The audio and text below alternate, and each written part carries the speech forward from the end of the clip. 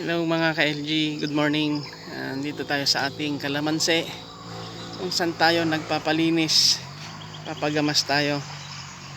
At mayroon tayong planong itanim dito, yung pinanggalingan ng sitaw. Mayroon tayong itatanim dito, abangan natin. Ayaw pang sabihin ni Manong Ray. At the same time, itong kalamansi natin, okay, papayabungin na natin to. Tignan natin. Hello, Sunday morning. Ito yung ating kalamansi mga ka-LG. At 7 months. Okay. At tayo nag-pruning na dito. Top prune. Para matanggal yung mga kalamandi rin. Yung rootstock kasi nito, kalamandi rin. Tinanggal natin. At the same time yung mga matatangkad na sanga pinutulan natin, kagaya nito, may putol siya. At amazing, yung mga ibang puno namunga na siya. Ito, ang lalaki. At 7 months. Okay. At meron ding nahuli, pero healthy siya. Ayan. Ito yun. Ito yung mga pinagputulan natin. Oh. Ayan. Pinutol natin para hindi lang siya tumangkad. Papadamihin natin yung sanga. Ito may nakaligtas kalamandi rin to. Okay. Ito. Pag ganito na yung kalamansi nyo mga ka-LG, goods ito. Ganda. Ganda ng kanyang tindig. So, yan yung goal natin sa mga kalamansi natin. Pabilugin siya. Okay. Habang malit pa lang, ayan. Napabilog na natin. Ayan. Ito, bibilog to. Ayan. Ayan. Kasi yung mga ganito, natalbusan natin para hindi siya tumangkad lang. Yan.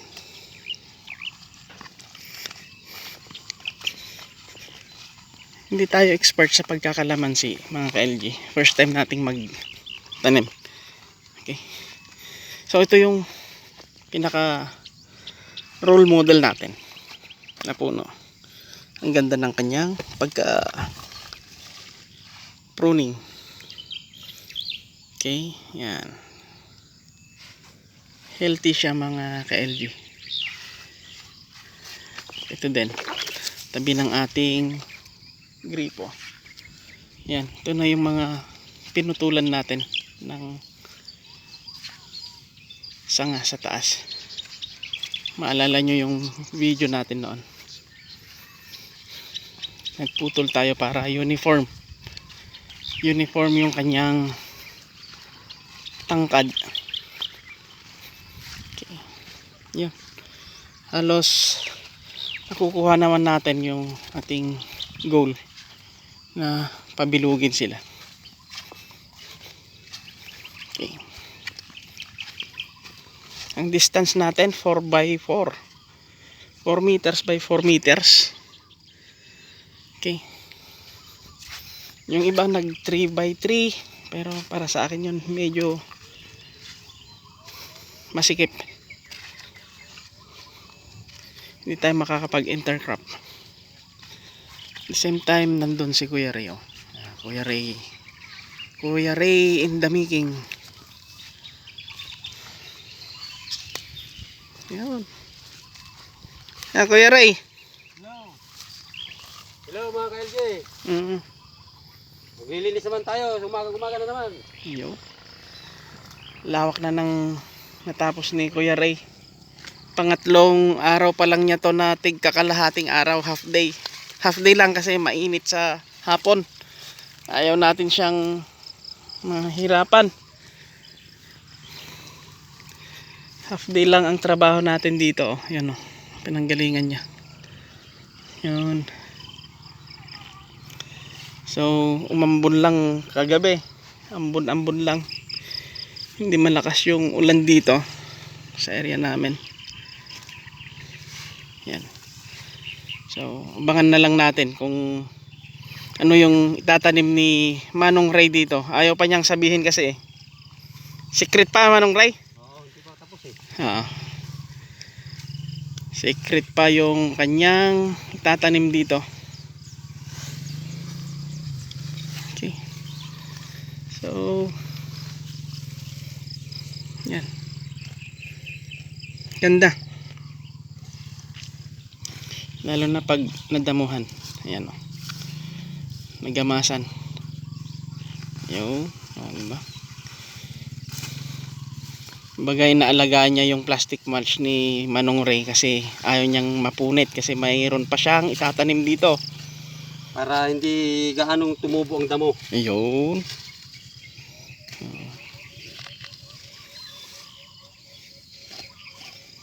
Re-reveal na lang po namin pag nakatubo na, no?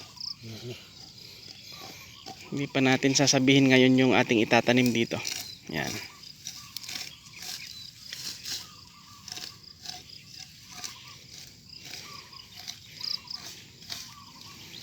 Merienda ka muna, Kuya Ray. Eh. Yun, oh. Tapos ito yung favorite niya. Yung onion. Ayan. Magic Flakes. Parang may itlog daw. Sabi ni Kuya Berhel. Okay. Ganda. Yan, oh. Dito matatangkad dito yung ating mga kalamansi. Yan siya. Ganda na. Ganda na ng pormahan. Yun, oh. Yun. Yung top row. Yun.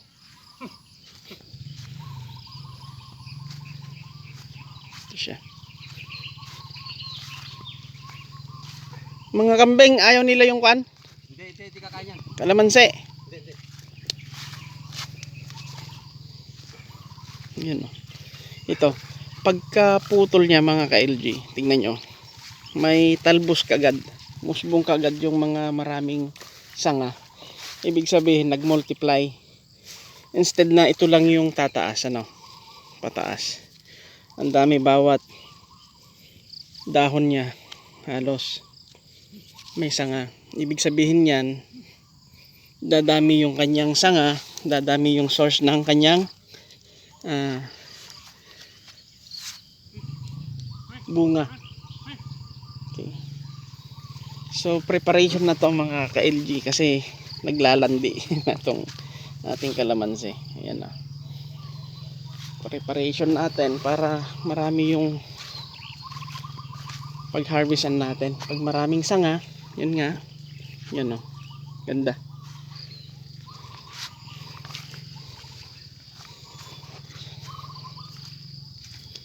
Base sa ating napapanood sa YouTube. Okay. Ito. Meron tayong nakita rito.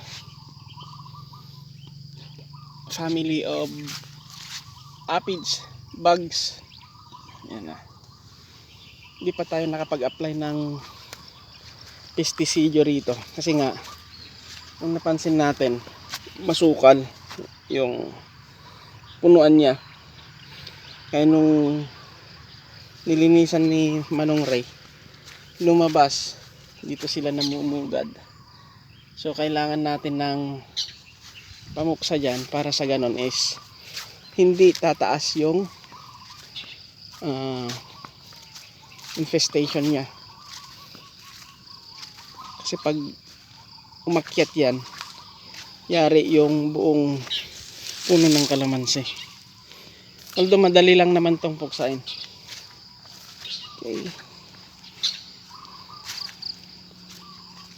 Maraming pamatay sa aphids. Aphids, milibag. Hindi ko alam kung may milibag to. Kasi sa papaya may parang ganyan eh. I-comment nga mga ka-LG kung ano yung kung na yun. Kita natin na yun na peste. Yung puti. Yun nga, parang family of aphids. So, namumulaklak na siya. Yan. Ibig sabihin, ready na to. Magre-ready na. Yan. Ito siya.